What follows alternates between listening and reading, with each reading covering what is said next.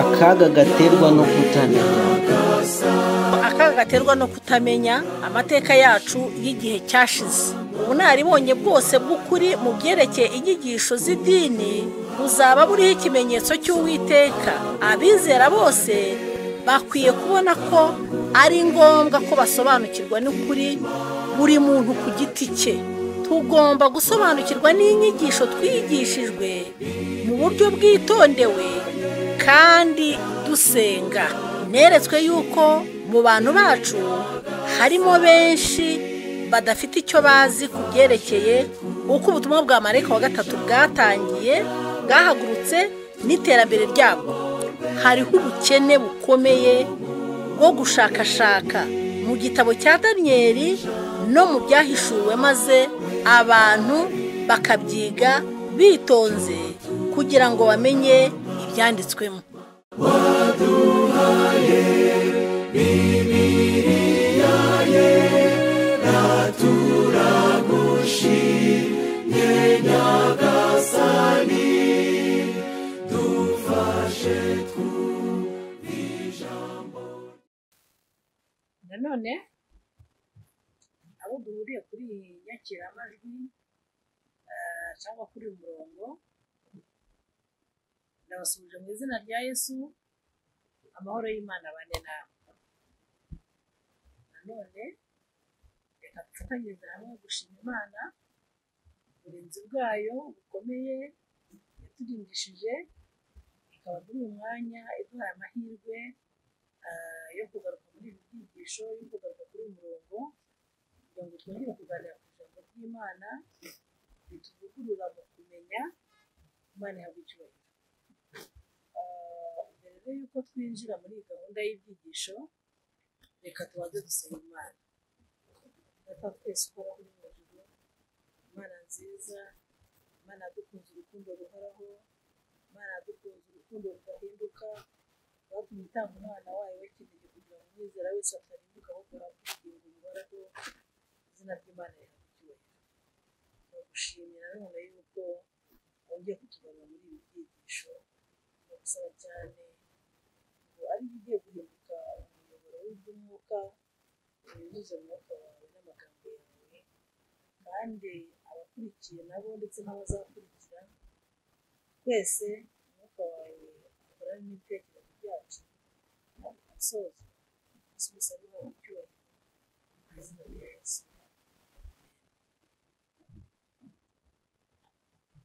Imana ishimwe yuko tugarutse muri ibi byigisho byari bifite insanganyamatsiko ngari yatubwiraga ngo akaga gaterwa no kutamenya.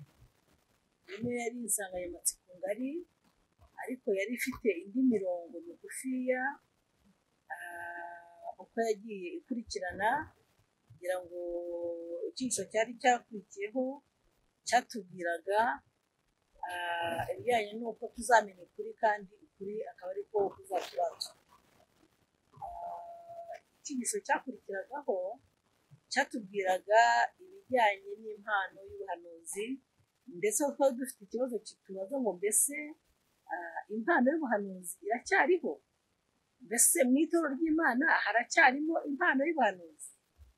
Igisubizo twabonye ko ari yego, kuko twabonye ko Imana yari yaranabisezeranye, aho yavuze muri Yoweri igice cya 2:28 kugeza kwa 31, aho yavuze ngo hanyuma y'ibyo nzasuka umwuka wanjye ku bantu bose, abahungu banyu n'abakobwa banyu bazahanura, abakambwe banyu bazarota, n'abasore banyu bazerekwa.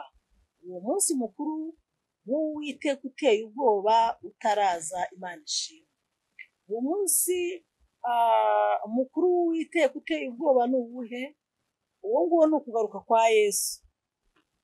Rero mbere y'uko Yesu agaruka, yasezeranye yuko impano y'ubuhanuzi izaba ikorera mu itorero, ndetse ko azaba ari ikimenyetso kimwe kiranga itorero ry'Imana, ni uko rizaba rifite impano y'ubuhanuzi, cyangwa rizaba rifite umwuka w'ubuhanuzi. Rero Imana yavuze ko bizabanziriza umunsi mukuru w'Uwiteka uteye ubwoba. Ni ukuvuga kugaruka kwe. Rero mu bantu b'Imana hategerezwa kubamo impano y'ubuhanuzi mu minsi iheruka amateka y'isi. Rero igihe Pawulo yabwiraga Abakorinto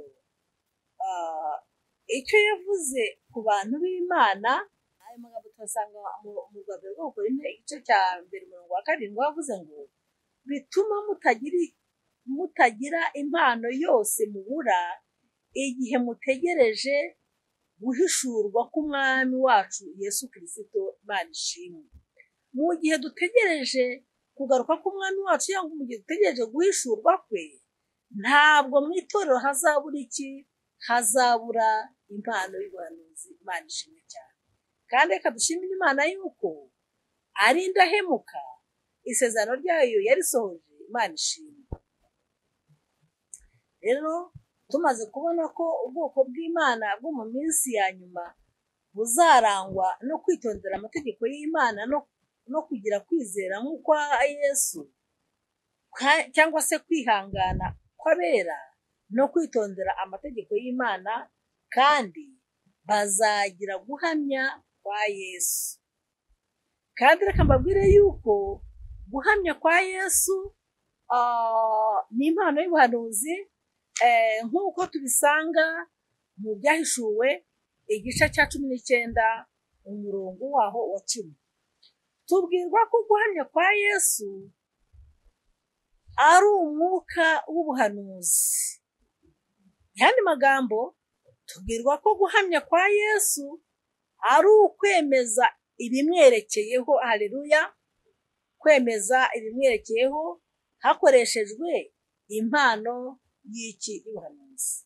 Kandi dukurikije Ibyahishuwe, itorero Imana izakoresha mu minsi y'imperuka mu gutangaza ibiyerekeyeho rizarangwa no kwizera Yesu no gukomeza amategeko y'Imana hamwe n'impano y'ubuhanuzi.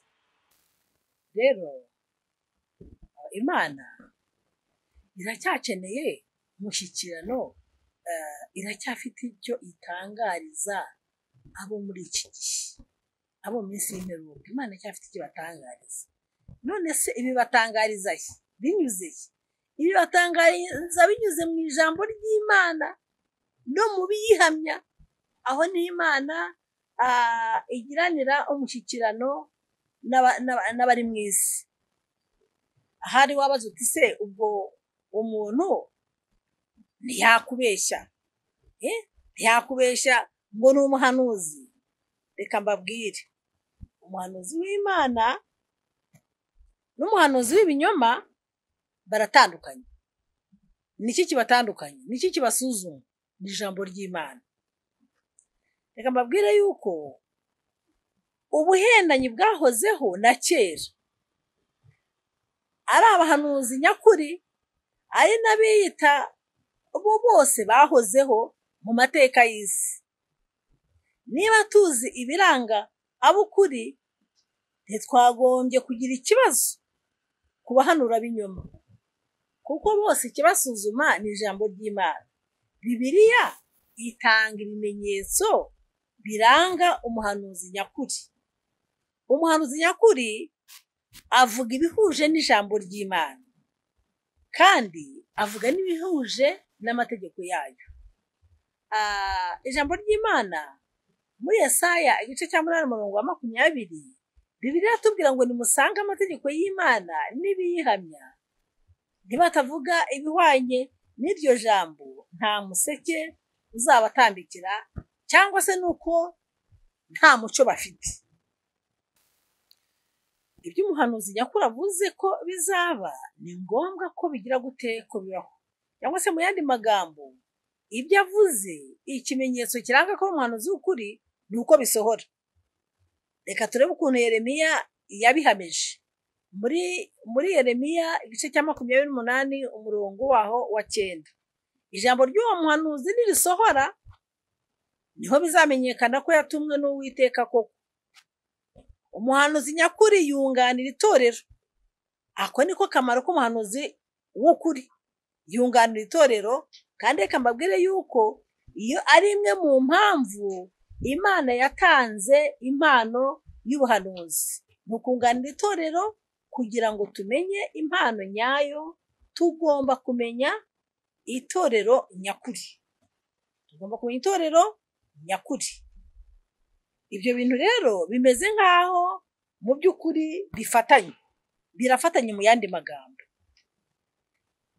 Urwa mbere rwakuye n'igice cya 14 umurongo wa 3 n'uwa 4, ariko uhanura we abwira abantu ibyo kubungura, ibyo kubahugura n'ibyo kubahumuriza. Icyo nicyo ubuhanuzi bumaze, nizo mpamvu z'ubuhanuzi.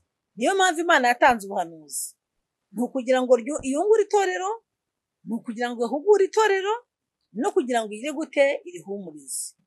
Ariko uhanura we yungura itorero. Umuhanuzi nyakuri yerereza Kristo nk'umwana w'Imana n'umukiza w'abantu. Imana ishimwe. Urwa mbere rwa Yohana igice cya 4 umurongo wa 1 n'uwa 2, bakundwa, ntimwizere imyuka yose, ahubwo mugerageze imyuka ko yavuye ku Mana, kuko abahanuzi b'ibinyoma benshi badutse bakaza mu isi. Umwuka wose uvuga ko Kristo yari afite umubiri niho wavuye ku Mana. Umuhanuzi nyakuri rero amenyekanira ku mibereho ye no ku bikorwa bye. Imana ishimwe. Matayo nawe hari icyo yabivuzeho mu gice cya 7 umurongo wa 16 n'uwa 18. Muzabamenyera ku mbuto zabo. Igiti cyiza ntikibasha kwera imbuto mbi, n'igiti kibi ntikibasha kwera imbuto nziza. Hakurikijwe ubutumwa bw'umuhanuzi nyakuri, imibereho ye, ibikorwa bye bigomba gutiza umurindi, bigahura n'amahame n'amategeko y'Imana uko byanditswe muri Bibiliya. Uko niko ubutumwa bw'umuhanuzi nyakuri bugomba kuba buteye. Bugomba kuba bujyanye n'imibereho ye, bugomba kuba bujyanye n'ibikorwa bye, byose bigatiza umurindi, bigahura n'amahame n'amategeko y'Imana nk'uko Imana yabitwandikiye. Uwemeza ko atumwe n'Imana wese agomba kunyura mu isuzuma, agomba kunyura muri iri suzuma. Kandi isuzuma nta rindi ni Bibiliya. Nibagerwamo rikabemera, iryo suzuma nibagerwamo rikabemera abo bahanuzi bose, ubwo bizaba ari ubuhoro. Ariko niritabemera, icyo tugomba gukora ni ugukurikiza imiburo ya Kristo, yuko tugomba kujya gute, yuko tugomba kubitondera, cyangwa se yuko tugomba kubagendera kure. Tugomba kubitondera cyangwa se tukabagendera kure. Nshuti z'Imana, hari mu gihe cyo gushishikariza abantu iby'idini, kubakangura bikomeye mu bihe bibanza byo mu kinyejana cya 19, benshi bari bahugukiye kwiga Bibiliya no gusenga. Daniyeli n'ibyahishuwe nibyo byari bigezweho mu buryo budasanzwe. Abizera bashishikariye kwiga Bibiliya, bize ubuhanuzi, maze mu mwanzuro wabwo bavuga ko Yesu agiye kugaruka mu gihe bari bakiriho. Byageze igihe bemeza itariki ko Yesu agiye kugaruka mu gihe cyabo. Iyo tariki yari 22 z'ukwezi kwa 10 1844. Iyo tariki rero igeze, Yesu bari bategereje ntiyagaruka. Reka mbabwire ko bacitse intege bitavugwa, kandi bahawe urw'amenyo na rubanda rwose rurabakwena, bumva ko basebye. Ariko reka mbabwire yuko Imana yababereye nziza, Imana yabihishuriye, Imana ihabwa icyubahiro. Nyuma bamaze gusenga cyane no kongera kwihugura, ubwo ndavuga bihugura mu ijambo ry'Imana, basanga itariki ariyo, ni ukuvuga kuri iyo tariki hari icyabaye, igikorwa aricyo bibeshyeho. Donc bibeshye ku cyagombaga kuba, ariko kuri iyo tariki yo hari icyagize gute, hari icyabaye. Bari bibwiye ko ubuturo bwera buvugwa muri Daniyeli igice cya 8 umurongo wa 14 ari ubwo ku isi, nyamara bari bibeshye, kuko ubuturo bwera ntabwo bwari bukiri mu isi kiriya gihe. Rero si ubuturo bwo mu isi, ahubwo bwagombaga kwezwa. Si ubuturo bwo mu isi bwagombaga kwezwa n'umuriro, ahubwo ni ubwo mu ijuru.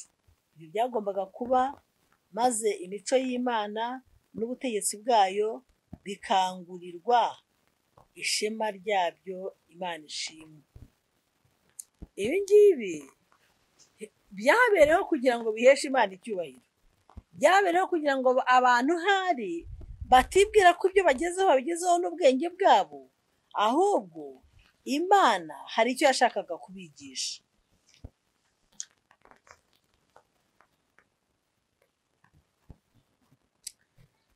Reka babwire ko abantu bagaragaye nk'abacitse intege, bararira, ariko Imana y'urukundo nta na rimwe yigeze itererana uwo ari we wese ushaka ukuri abikuye ku mutima, kandi mu bihe biruhije yitaye kuri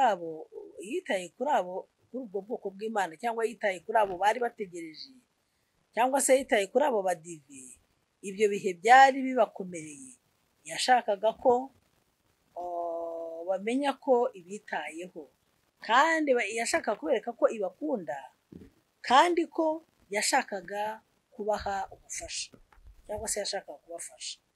Muri ayo mahina rero nibwo Imana yashatse kubyutsa impano y'ubuhanuzi, iyiha ubwoko bwayo ku buryo bushimishije. Imana ishimwe. Si uko n'ubundi butariho, ariko mu by'ukuri si uko n'ubundi impano y'ubuhanuzi itariho, ariko mu by'ukuri Imana yashakaga guha ubwoko bw'Imana impano y'ubuhanuzi mu buryo bushimishije.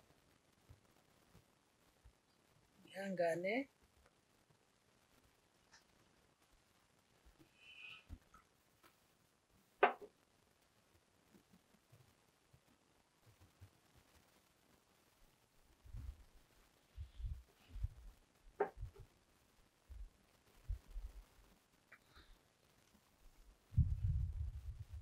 Rero byagenze bite? Byanyuze hehe? Reka mbabwire, Imana yahisemo umwangavu w'umunyantege nke.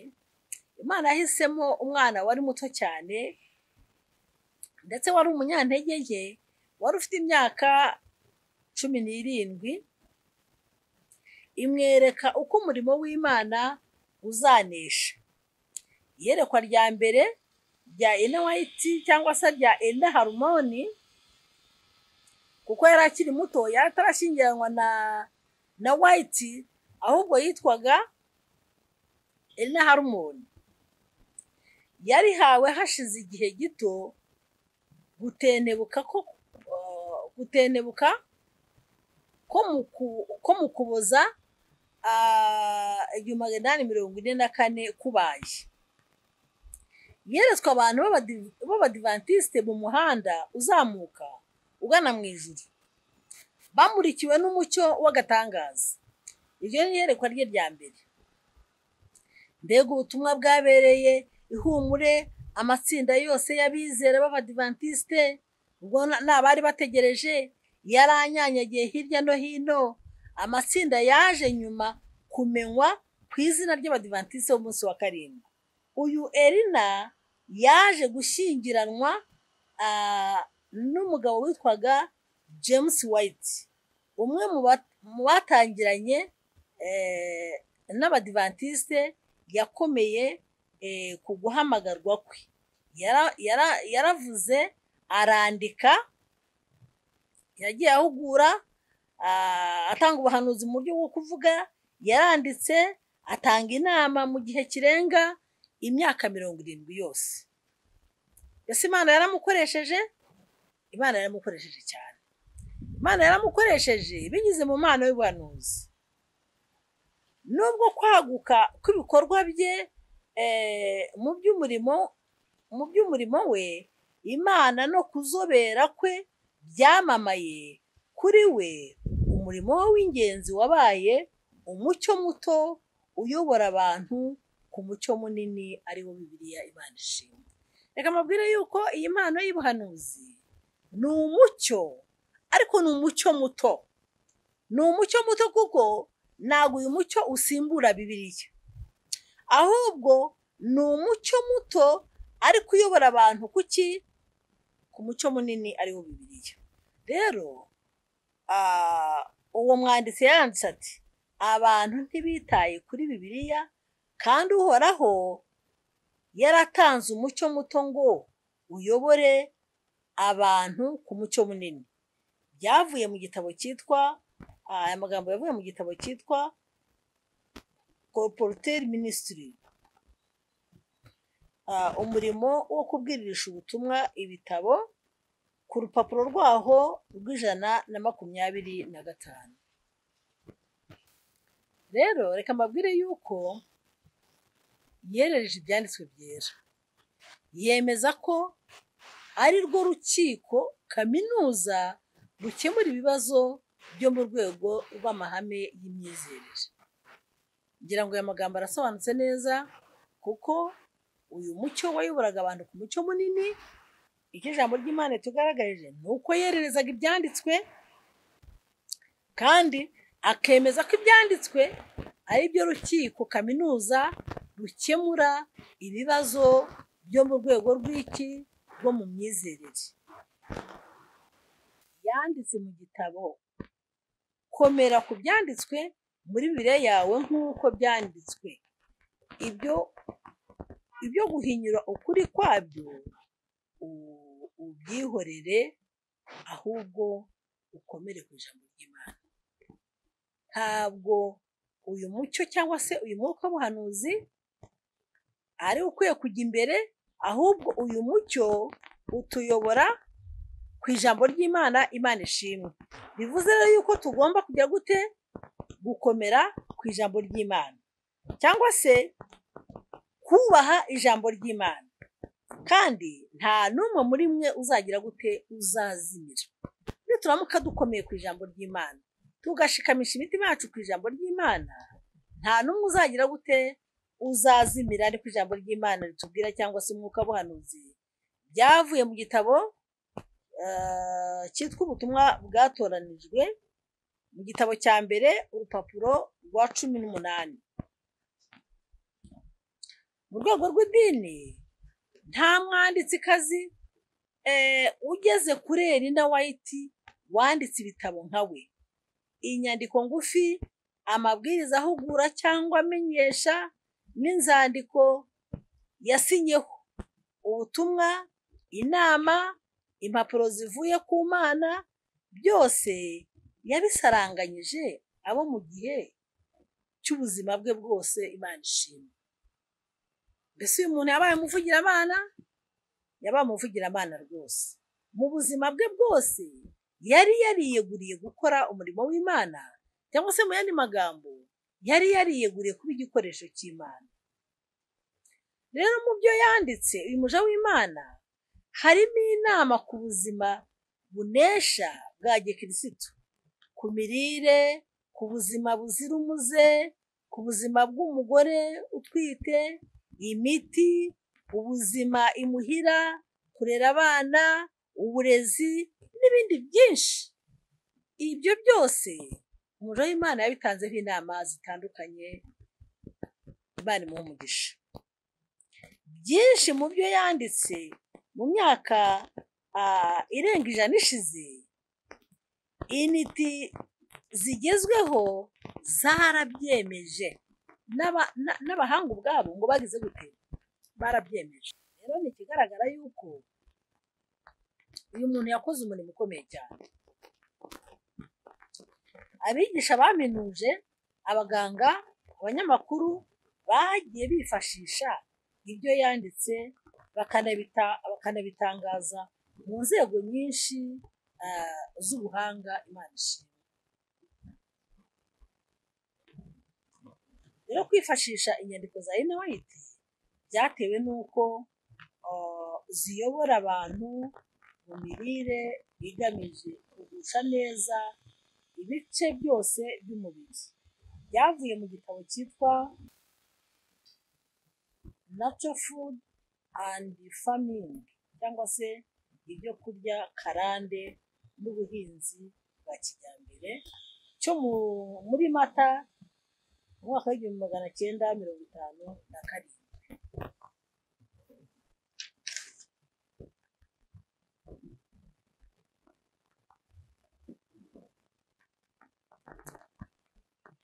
Reka mbabwire ko mu 1864 Ellen White yanditse ku bijyanye n'itabi, aho yagaragaje ko itabi ari uburozi bwo mu rwego rwangiza rukoresheje ubuhendanyi, kandi yavuze ko ingorane riteza ziza buhoro buhoro kandi ntizihita zigaragara. Nyamara mu 1957 niho sosiyete y'Abanyamerika irwanya kanseri n'ishyirahamwe ry'Amerika ryiga ku ndwara z'imitima zemeje ko itabi ari imwe mu mpamvu zitera kanseri yo mu bihaha, kandi umuja w'Imana yari yarabyeretswe kera. Muri icyo gihe byari biruhije kwemera ibitekerezo bya Ellen White, kuko abantu icyo gihe bizeraga ko itabi ryari umuti uvura indwara zo mu bihaha, nyamara kandi mu gihe ahubwo ryateraga indwara zo mu bihaha. Rero mu mwaka w'1905 Ellen White yanditse ko hari udukoko dutera indwara za kanseri. Yagize ati, abantu bakomeje kurya inyama zuzuye udukoko dutera igituntu na kanseri. Uko niko igituntu, kanseri n'izindi ndwara za kirimbuzi zandura. Nanone aya magambo yavuye mu murimo w'ubuvuzi, paje 313. Rero birumvikana ubu tumaze kumenyera gukoresha ijambo virusi. Imyaka 90 nyuma y'icyo gihe, ikinyamakuru cyadukanye ingingo ivuga za virusi zitera kanseri. Kandi reka mbabwire yuko hari umudogiteri wo muri kaminuza ya California, cyangwa se impuguke mu bumenyi bwa virusi, yahawe igihembo gihanitse cyitwa Nobel, kubera ko nawe yemeje ibyo bintu. Z'Imana, ibi birimo kugenda bitwereka yuko mu by'ukuri koko uyu ari umuhanuzi w'ukuri, kuko ibyo yavuze byagiye bigira gute bisohora. Nk'uko umuhanuzi w'ukuri arangwa n'uko ibyo yavuze bigira gute bisohora. Ku wa 18 Mata 1906 saa 11:12 zo mu museso, umushitsi ukomeye watigishije umujyi wa San Francisco, ubuhanuzi bwarujujwe. Bivuze ngo uyu muhanuzikazi w'Imana yari yarabihanuye. Igikuba cyacitse nk'uko byari byarahanuwe. Ibyo Madamu White yagezeho birushaho gutangaza iyo umuntu atekereje inkomyi zagiye zimubangamira mu minsi yose yo kubaho kwe. Ariko reka tuze turebe ngo mbese uwo muntu Ellen White ni muntu ki? uwo muntu twibanzeho ni muntu ki?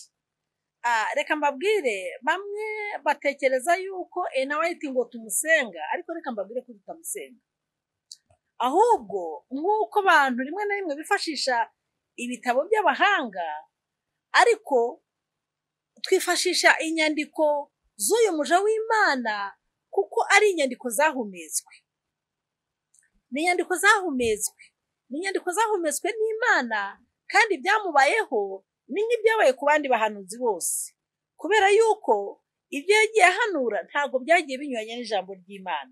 Reka rero tuze kwibaza ngo mbese uyu Ellen White ninde kandi ni muntu ki? Reka tuze turebe igisubizo kiratujyana kikadusubiza kuri 26 z'Ugushyingo mu mwaka w'1827. Kuri iyo tariki abakobwa b'impanga Elizabeth na Elina bavukiye hafi y'icyaro cy'ahitwa Igorane mu ntara yitwa Maine.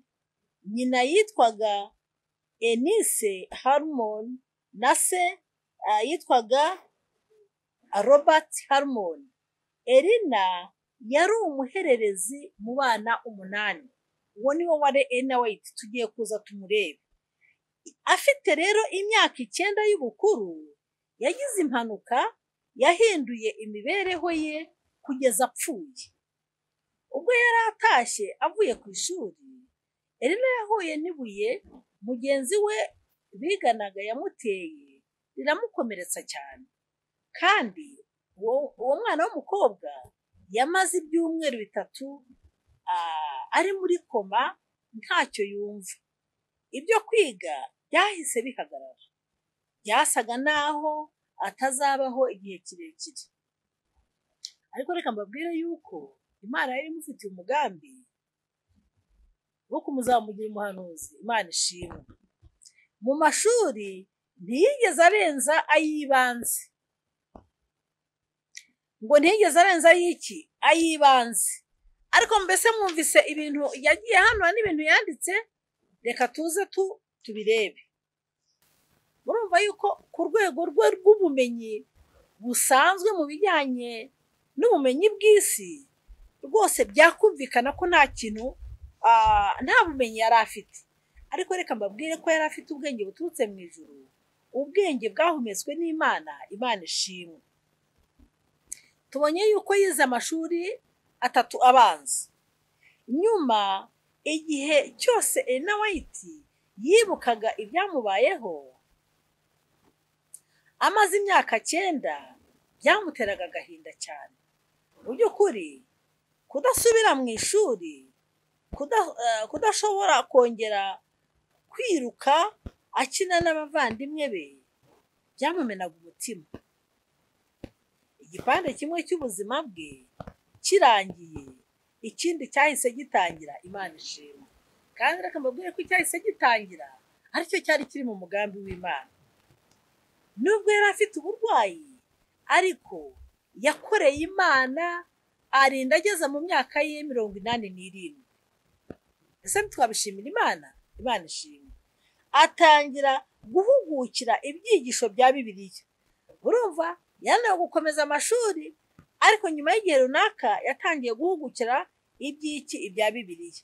Akajya ajya mu materaniro makuru, mu materaniro yo kwiyungura no mu biterane byo mu ngo. Nyuma y'amateraniro makuru yabereye i Boxington mu ntara ya Maine, Elina yabatijwe ku wa 26 Kanama 1842. Ahinduka umwizera wo mu itorero ry'Abametodisiti. Ngo yari umwizera wo mu itorero ry'Abametodisiti.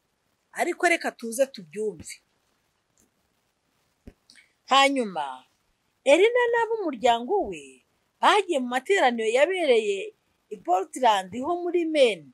Umubwiriza yari William Miller, wahoze ari kapiteni mu gisirikare, akaba yari amaze iminsi yiyigisha cyane Bibiliya. ingingo yibandagaho yari ukugaruka kwa Kristo. Nibyo byari ibyigisho, niyo yari insanganyamatsiko y'ibyigisho William Miller yigishaga, ko ari ukugaruka kwa Kristo. Ibyo byatumye we hamwe n'abo bafatanije bahimbwa izina ryitwa abadive cyangwa se abategereje, advendi bivuga gutegereza, cyangwa abamireri. Ab'umuryango wa Harumoni bemeraga badashidikanya ukuri kw'ibyo Mireri yigishaga bwari ubutumwa bw'ukuri. Rero reka mbabwire ko ab'umuryango wa Harumoni cyangwa se Elena Harumoni bagiye bakurikirana amateraniro ya Mireri yo kugaruka kwa Yesu, rwose basobanukirwa yuko ubwo butumwa bwari ukuri. Ariko nabo baciwe intege na cya gikuba cyacitse ku wa 22 Ukwakira 1844. Elena yarahungabanye cyane, yahungabanijwe nuko yabonye Yesu atagarutse. Yararize, arasenga, ashakira insinzi muri Bibiliya. Imana ishimwe ngo yashakiye insinzi hehe? Muri Bibiliya. Reka mbabwire yuko insinzi ya buri kibazo cyose iri muri Bibiliya, cyangwa se mu yandi magambo, insinzi ya buri kibazo cyose iri kuri Yesu. Afatanije n'abari bagize wa mutwe wari uwabategereje Yesu, urumva bafatanyije mu by'ukuri gucika intege. Ariko reka mbabwire yuko Imana yamuhamagariye kuba umuhanuzikazi. Imana ishimwe. Muri uko kwigunga, muri uko kubabara, aho ngaho niho Imana yamusanze. Imana ijya idusanga mu bikomeye. Aba nabo Imana yarabihishuriye. Imana yazanye ubuhanuzi kugira ngo basobanukirwe yuko ibyo bigaga byari biyobowe n'ukuboko kw'Imana gukomeye. Mu gihagararo cye ntabwo wari kumukekaho icyo cyubahiro. Yari umwangavu w'imyaka 17, arwana n'indwara y'igituntu ndetse n'iy'umutima wari utangiye kumugera amajanja. Nyamara mu Kuboza 1944 Imana yahisemo kuvuganira nawe mu ibonekerwa. Yabyakiriye ate? Reka tuze turebe uburyo ki yakiriye uko guhamagarwa, uburyo ki yakiriye ubwo buhanuzi, uburyo yakiriye ibonekerwa. Nyuma y'iryo bonekerwa, Imana impa umucyo, integeka kuwugeza ku bandi. Haleluya. Reka mbabwire ko iyi Imana iduhaye umucyo, ntabwo ibiwuduhaye ngo tuwigumanire, ahubwo ibiwuduhaye ngo tuwuhe abandi. Akaba nariyo mpamvu y'ubutumwa bw'abamarayika batatu itorero ry'Imana rigomba kubwira abatuye isi. Ariko ati ndabihunga. Ntabwo yahise abyemera. Yatekereje intege nke yari afite z'uburwayi, atekereza ko akiri na muto, ngo agira gute? Ngo arabihunga. Ariko reka mbabwire ko Imana mu guhamagara kwayo gukomeye itarobanura ku butoni. Ishobora gukoresha abakuru kimwe n'uko yakoresha abatoya. Ishobora gukoresha abazima kimwe n'uko yakoresha abarwayi. Aravuga ati nari muto, ndatekereza ngo ntawe uzanyumva. Aya magambo niyo magambo Ellen White yagize gute? Yavuze. Nubwo numvaga izo nshingano zimurenze, kwizera niko kwatumye yemera umurimo Imana imuhamagariye, uwo yari agiye gukora mu mibereho ye yose. Imana ishimwe cyane. Ngo yabyemeye kubera iki? Ngo yabyemeye kubera kwizera. Mbese kwizera ni ikintu gikomeye? Ni ikintu gikomeye. Reka mbabwire yuko uku kwizera tuguheshwa no kumenya nk'uko twabibonye. Kwizera tuguheshwa no kumenya. Rero icyatumye yemera uyu muhamagaro, yizeye urukundo rw'Imana, Imana ishimwe. Elina n'umugabo we bafatanije umurimo wo gukwiza umucyo Imana yabagejejeho. Ibyo bagezeho n'ubwitange bwabo bigaragarira mu nyandiko zabo, Imana ishimwe. Ellen White mu buzima bwe bwose yari umukristokazi witanze, umuja w'Imana, utarambirwa, umubyeyi w'impuhwe. Uku niko yari ateye. Mbega imiterere myiza! Ngo yari umukristokazi witanze, yari umuja w'Imana utarambirwa, yari umubyeyi w'impuhwe. Ari umugabo we, ab'umuryango we n'imbaga y'abantu ibihumbi ku isi bose baramukundaga, Imana ishimwe. Bose bamukundiraga iki se? Bamukundiraga amagambo y'Imana yamuvaga mu kanwa, bamukundaga ko yari umuntu uca bugufi, bamukundaga ko ari umuhanuzi w'ukuri. Ku itariki 6 z'ukwa munani 1881, James White yaguye i Battle Creek muri Michigan. Ubu nibwo umugabo we yasinziriye. Elina mu ijambo yavugiye ku gituro cy'umugabo we yasezeranye ko atazatezuka ku murimo bombi bitangiye batizigama kuva mu myaka irenga 35. Imana ishimwe. Nubwo yari asigaye wenyine, ntabwo yigeze acika intege. Nubwo yari amaze kuri uwo bashakanye, ntabwo yigeze acika intege, ahubwo yakomeje umuhamagaro we mu myaka yakurikiyeho, nawe kugeza igihe yabuze ubuzima bwe nyuma y'imyaka 34 umugabo wagize gute asinziriye.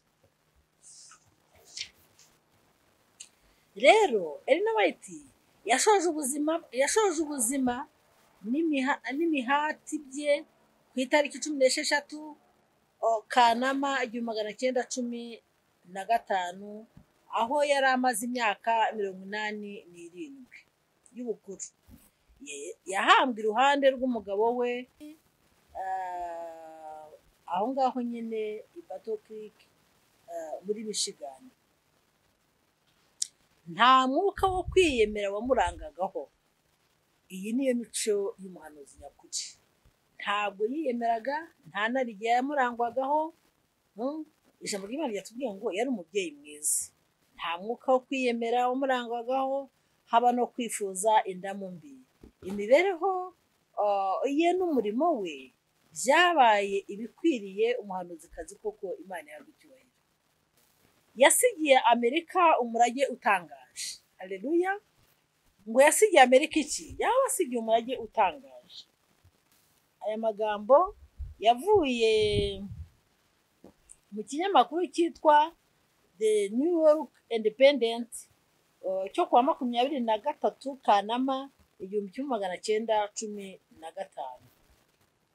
Niko ku ijwi rye ubu ryaracecetse, ikaramu ye iri mu kiruhuko, ariko amagambo ye y'igiciro cyinshi, impumuro y'inyigisho z'uwo muvugiramana w'indahemuka zizakomeza kuyobora abantu b'Imana kugeza ku kunesha guheruka. Imana ihabwe icyubahiro. Haleluya! Nubwo yasinzire, ijambo ry'Imana yatubwira ngo Abeli aracyavuga nubwo yapfuye, nubwo yasinziriye aracyavuga. Ariko reka mbabwire yuko uyu muvugiramana nawe nubwo asinzire mu gituro, ariko amagambo ye n'uyu munsi aracyahugura itorero, aracyahumuriza itorero, aracyacyaha itorero. Imana ishimwe cyane. Rero umurage yasigiye abari mu isi ni impano y'urukundo, ubutumwa bwahuranije ikirere buturutse ku Mana y'urukundo ikomeje gushaka gushyikirana n'abana bayo kugeza ubwo Yesu azagaruka. Imana ishimwe cyane.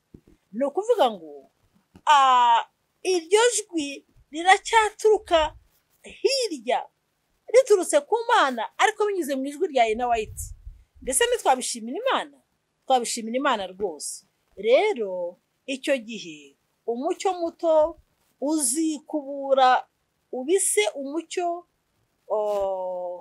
w'agatangaza uzatumurikira duhagaze mu maso ye, twongeye gushyikirana nawe, duhanganye dusabagira mu ikuzo rye rihebuje. Imana ishimwe. Haleluya. Aya niyo mateka yaranze uyu muhanuzi w'Imana. Aya niyo mateka meza, nubwo tubonye yuko yasinziriye, nubwo ikaramu ye itacyandika, ariko mu by'ukuri turacyumva avugira mu mpanuro yadusigiye, turacyumva avugira mu ijambo yadusigiye. Imana ishimwe cyane. Reka mabwire, mbere yuko dusoza iki cyigisho, tugiye kwigira ku gitekerezo kimwe, ariko ntabwo ari igitekerezo nka bya bindi bivuga ngo habayeho imbwa n'imbeba, ahubwo ni igitekerezo cyabayeho kandi cyagiriye uyu muntu wakiduhaye akamaro. Navuga ko nacyo ari icyigisho, nk'uko Ena White nawe hari ibyo yadusigiye. Reka mbabwire ko imyaka runaka ishize mu butayu bunini bwo muri Botswana, ni muri Afurika y'Epfo, hariho umuturage witwa Sukuba wo mu bwoko bw'inzererezi. Uyu muntu yari iki? Yari inzererezi. Reka tuze turebe aya mateka. Amateka y'umuntu wari iki? Wari inzererezi. Yiberaga wenyine, ngo rimwe mu gihe cy'itumba yaseseye mu kiraro cye ngo aryame, ariko umucyo uramuzenguruka uturuka ndetse uramuzenguruka uruta ndetse uwo ku manywa.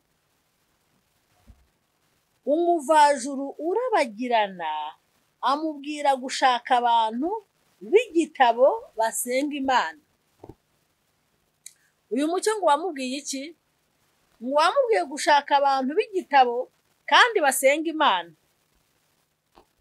Mbese muri gutekereza yuko uyu muntu w'umuvajuru urabagirana arinde?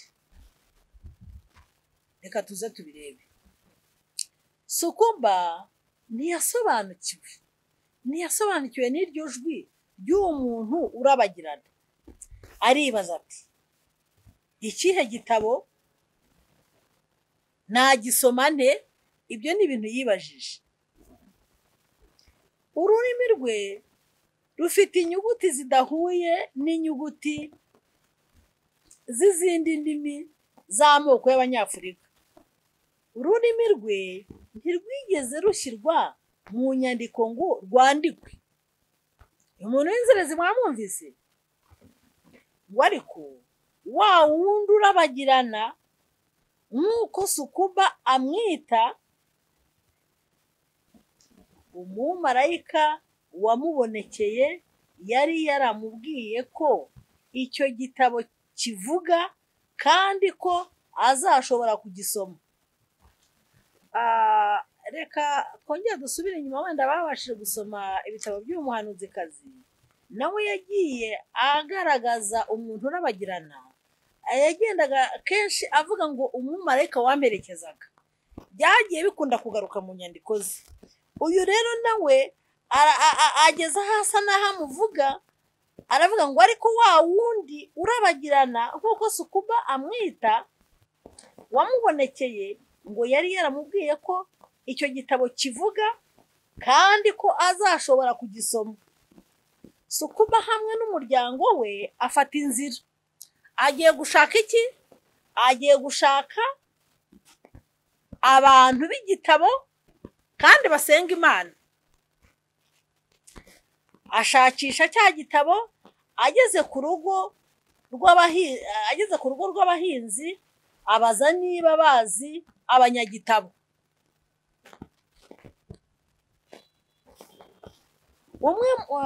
umwe mu bundi bwoko atangazwa no kumva wa muvashyamba asa n'uvuga ururimi rw'ubwoko bw'abitwa Bantu. Ntibazuyaza kumushyikiriza umupasitoro washimishijwe no kumva igitekerezo cye. Urumva bamushyikirije, ndatekereza ko ari umuntu w'igitabo, reka tuze tukirebe. Amubwira ko arangije urugendo. Sukuba yari anezerewe cyane, ariko muri iryo joro wa muvajuru yongera kumubonekera, amubwira gukomeza urugendo ruzamugeza ku bakomeza isabato no kuri Pasitori Moyi. Ndagira ngo rwose tujyane muri iki gitekerezo. Wagombaga kuba afite igitabo n'ibitabo 4. Wagombaga kuba afite igitabo n'ibitabo bingahe? 4 by'ibijuju. Ibyo bitabo ngo byari bijuju, ariko mu by'ukuri ari ibitabo 9. Bari ibitabo bingahe? 9. Umunsi wakurikiyeho Sukuba yarasenze asaba ikimenyetso. Yashakaga kumenya aho agomba kugana. Arangije gusenga, igicu kigaragara mu ijuru. Sukuba afata inzira, agenda iminsi 7 akurikiye cya gicu cyaje kuzimangatana ku murenge runaka. Aho niho Sukuba yatangiriye kubaririza kwa Pasitori Moyi, aza kuhagera. Nyuma Sukuba atekerereza igitekerezo cye mu rurimi ruvugwa n'abaturage babo. Pasitori Moyi azana Bibiliya ye ishaje. Sukuba ariyamira ati, icyo nicyo gitabo. Ariko yongeraho ati, ibindi bitabo 4 biri hehe ko byose hamwe ari 9? Uko byaje kugaragara, Ellen White mu myaka yari yarahise yari yaranditse ibitabo imitumba 9 bivuga amabwiriza y'itorero ry'Imana, byitwa ibihamya ku matorero. Ibi bitabo byaje nyuma kubumbirwa mu bitabo 4. Ibyo Sukuba yashakaga yari abigezeho. Imana ishimwe. Ese Imana igiye yereka abantu? Isubizo ni yego. Imana ijya yiyereka umuntu wese ushaka ukuri. Umuntu ushaka ukuri ntago azayoba. Ngo ibyo Sukuba yashakaga ngo yaragize gute? Yarabigezeho. Yarabonye abanyagitabo. Imana ihabwa icyubahiro. Turi abanyagitabo. Imana ishimwe. Yarabonye abakomeza isabato bafite umugisha wo kugira impano y'ubuhanuzi. Imana ihabwa icyubahiro. Nuko we n'umuryango we wose wemera Kristo, barabatizwa, bahinduka abavugabutumwa muri bene wabo. Imana ihabwa icyubahiro. Rero reka mbabwire yuko mu gihe gisa nk'iki ngiki Imana irimo gukora ibitangaza mu kuyobora abantu mu itorero ry'ukuri. Imana ishimwe. Abashaka ukuri bose bazakubona. None se kuba wumvise cyangwa nanjye numvise iki gitekerezo, ntabwo ari ibintu bipfuye kuza gusa, ntabwo ari tombora. Reka nkubwire ko nawe uri mu nzira n'iya sukuba. Imana irakuyobora ku kuri kwayo, Imana ihabwa icyubahiro. Imana irakuyobora ku banyagitabo. Imana irashaka ko nawe uba umuntu w'igitabo. Iraguha ubutwari bwo guhangana n'akazaza k'ejo. Nawe iraguhamagarira kwitegura ko Yesu agiye kugaruka. Ahari waba umaze imyaka ushakisha ukuri, ubu kuri uri kugukozaho imitwe y'intoki. Imana ihabwa icyubahiro. Imana niyo yakuyoboye hano nk'uko byabaye kuri sukuba. Ushobora kuvuga uti ngira itorero ry'Imana, Imana ishimwe. Mbese ntiwakwifatanya n'abakomeza amategeko y'Imana kandi bafite guhamya kwa Yesu? Ndakurarika nshuti yanjye wumva iki cyigisho, kugira ngo nawe witabe ijwi ry'Imana, nawe wifatanye n'abakomeza isabato, n'abakomeza amategeko y'Imana, kandi bakaba bafite guhamya nk'ukwa Yesu. Imana iguhe umugisha. Ibyo ni byo ngusabira, nanjye mbyisabira mu izina rya Yesu. Amen. Reka dusenge. Data wa twese uri mu ijuru, turagushimiye izina ryawe ryawe. Tugushimiye amagambo yawe wandikishije, amagambo atayobya, ahubwo amagambo ayobora ku kuri. Tugushimiye. Turagusaba cyane kugira ngo amagambo twumvise yongeye kuyo twumvise mu bihe bishize yandike mu bwenge bwacu, kandi aya magambo ahindura imibereho yacu, ahindura imico, ahindura ingeso. Ngo Yesu naza tuzishimire kubana nawe. Bisabye twizeye mu izina rya Yesu.